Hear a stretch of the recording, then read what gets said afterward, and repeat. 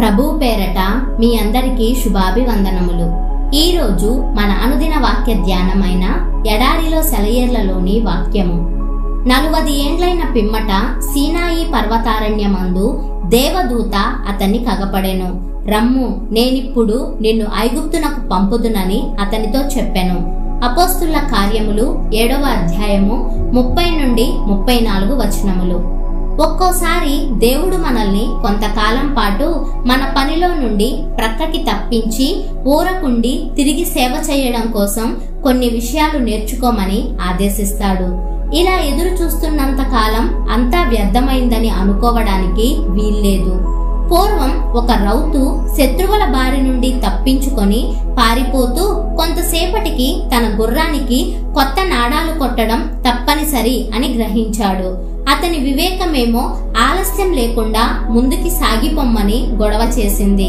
అయితే అంతకంటే ఎక్కువైన వివేచన శక్తేమో కమ్మరి పనివాని కొలిమి దగ్గర ఆగి ఆ నాడా వేయించడమే మంచిదని బోధించింది. వెంట తరిమే వాళ్ల గుర్రపు డెక్కల చప్పుడు దగ్గరలో వినిపిస్తూనే ఉన్నప్పటికీ కొద్ది నిమిషాలు ఆగి ఆ నాడా కొట్టించే వరకు నిలబడ్డాడు.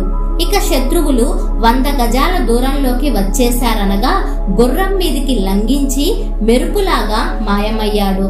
అతను అక్కడ ఆగడం వల్ల అయిన ఆలస్యం అతని వేగాన్ని పెంచిందని అతనికి తెలుసు. ఎన్నోసార్లు మనం పరుగెత్తాలని గువ్విళ్ళూరుతున్నప్పుడు దేవుడు మనల్ని ఆగమంటాడు. తరువాత వచ్చే మజిలీ కోసం ప్రయాణాన్ని జాగ్రత్తగా ఆలోచించుకొని పనిచేయమంటాడు. ఓర్పుతో ఓపికగా వేచి ఉండాలి. తరువాతి మెట్టు స్పష్టంగా కనబడేదాకా, హృదయపు చెవులకు దేవుని మాటలు ఆహ్వానిస్తూ సాగిపొమ్మనేదాకా ఆశతో నిరీక్షణతో వేచి ఉండాలి. ఆశ అడుగంటనీయక దేవుడే నీకు మార్గదర్శి, కనుదృష్టి ఆయన నుండి తొలగిపోనీయక వేచి ఉండాలి. ఇంకా వేచి ఉండాలి. దేవుడు జాగు చెయ్యడు. ఆయన తలుపు తెరవడం కోసం నేను వేచి ఉన్నట్టు ఆయనకు తెలుసు.